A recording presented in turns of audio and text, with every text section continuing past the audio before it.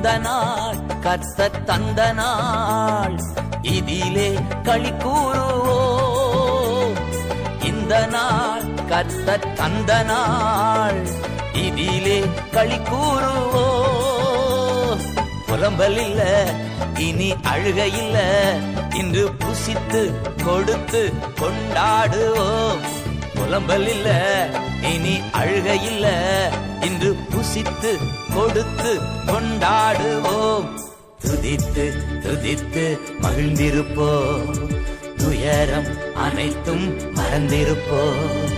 துதியின் ஆடை அணிந்து துயரம் எல்லாம் மறந்து துதித்து மகிழ்ந்திருப்போம், தூயவரில் மகிழ்ந்திருப்போம்.